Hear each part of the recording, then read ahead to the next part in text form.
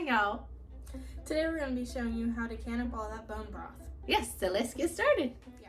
After you've cooked all your bone broth down, which we've done in the Instapot, you want to refrigerate it overnight or for several hours until the top solidifies. It lets all the fat rise to the top. I'll show you.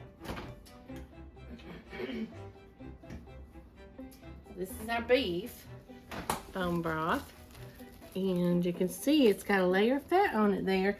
That's good tallow. You can cook with it.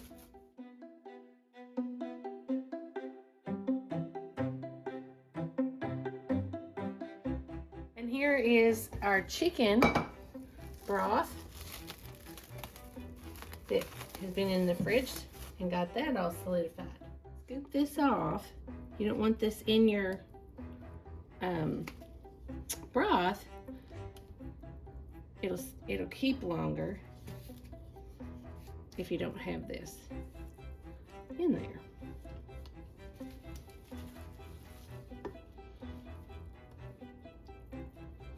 It just comes off in little sheets, as you can see. Oops, getting a little too carried away there.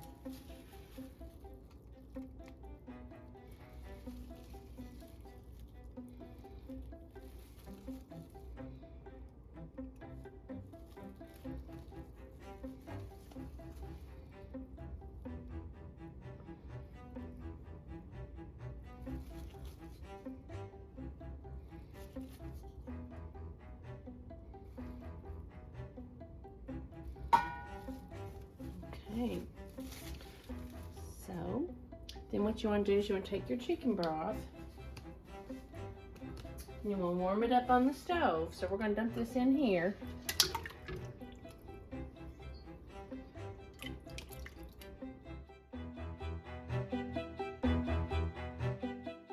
But for him, we're going to save his tallow.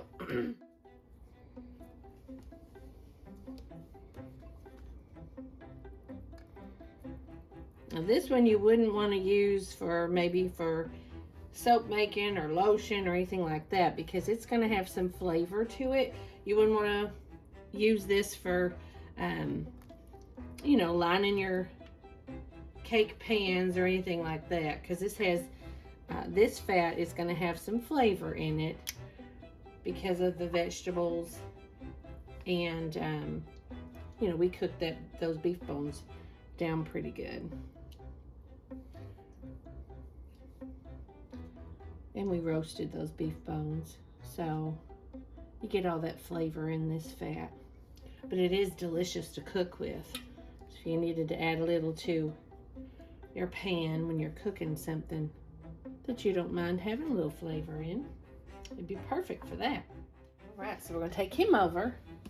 We'll put him in this pot here.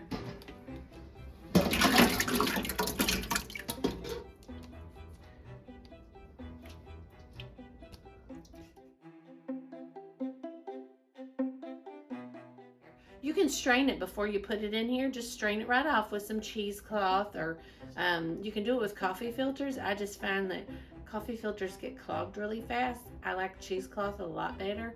So you could strain it off before you did this. It's not necessary. It's just more for aesthetics.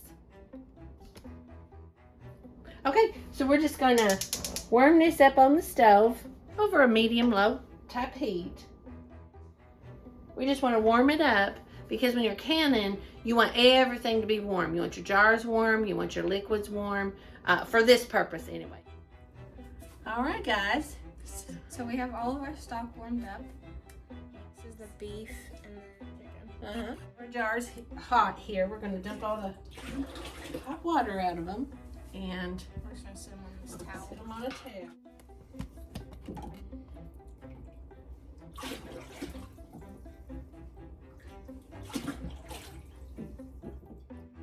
Thing of vinegar over here, so we can put it on our rag. So we have our pot, and we're just going to put our 7 canning jars in here, or lids rather. I put the kettle down to boil. So. And if you're not pouring water over it, you can just put it on the stove and get your water hot water in a pot. Okay, no you don't want to boil the lids, is what I'm getting at. You just want hot water to soften the little seal on here. Okay, Bella has the kettle. We're gonna put it over our little pan, our guys here. Lids, just to keep them soft, just to get that rubber seal soft. That's all we're gonna do. We're gonna set them aside, let them soften up while we fill up our jars.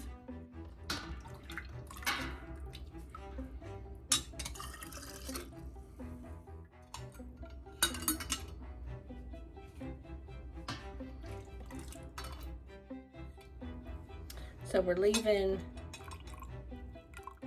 leave 1 inch headspace on this. I failed to tell you that. And that is right at this first rim is 1 inch.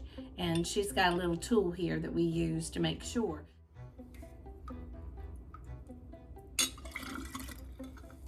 Can you see what Isabella's doing here? I'm filling, and she's wiping the rims with this vinegar. You can use a little dish, or you can just pour some vinegar on a towel over the sink or whatnot. We oftentimes do that.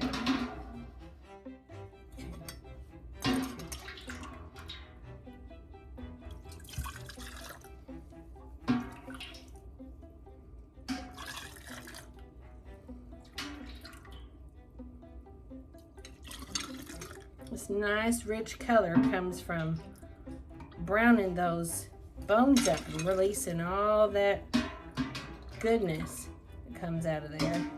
That's where you get your real pretty dark color from.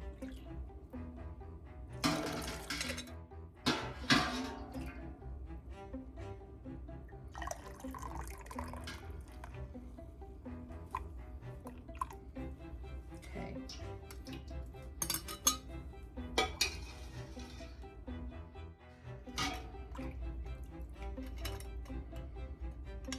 On to our chicken, and it's done the exact same way, y'all.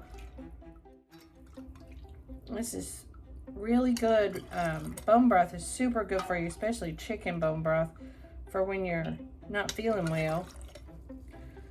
It has all kinds of nutrients in it. That's why they feed you chicken soup when you're sick.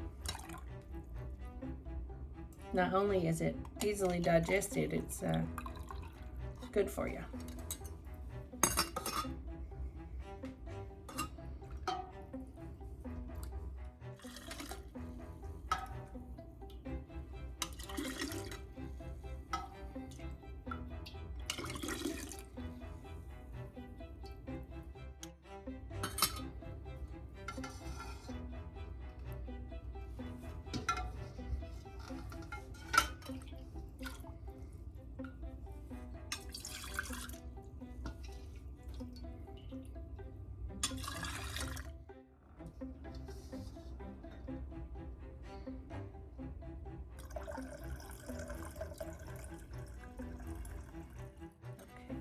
Alright. So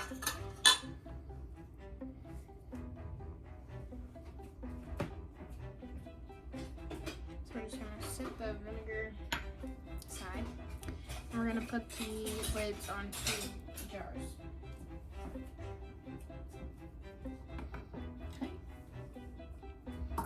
Okay. Top.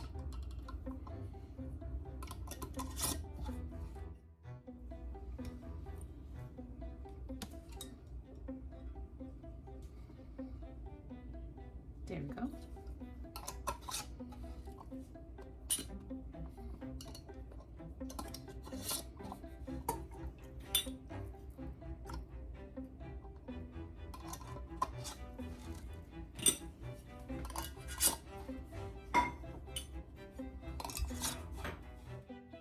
Okay, so we got all our lids on. Looks like our water is pretty hot over there. We're just gonna put these right in the counter.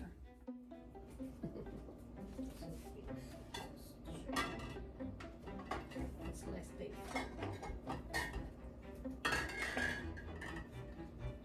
Our canner holds 7 quarts. Put your lid on now. After those are in there, close it down. And we're going to wait for the steam to come out of this little opening here and we'll let him vent. And that again is per your pressure canner specifications on your specific pressure canner, okay? Our pot is venting, so we're gonna set the timer and let him vent for 10 minutes. This has been venting for 10 minutes. Make sure you do it to your specifications on your pressure canner, okay? And then we're gonna put 10 pounds of pressure on. That's what we're doing him at. And we won't start timing until that starts rocking. And then we'll do our timer at that time. Okay, so our pressure is done. He's not emitting any pressure. Sorry, I totally forgot to come back and let y'all know. 10 pounds of pressure, 25 minutes for quarts, and 20 minutes for pints. And we're going to take off the lid now. So if you have any open windows, any fans going, any of that, you're going to want to turn it off. You don't want any cool breezes to hit your jars because they could burst, okay? So just to get them out, you don't want any cool breezes blowing on them. So we shut our window. We had our window open. We've shut that, and we're just going to take them out and put them on the counter.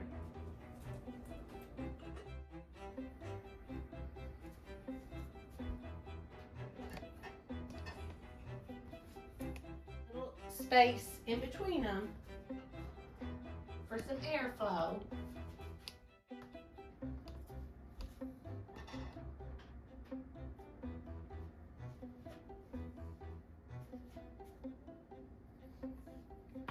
You can tell this one's the chicken and that one's the beef. Yeah. Okay, so we're just gonna let them sit here until they're cooled off.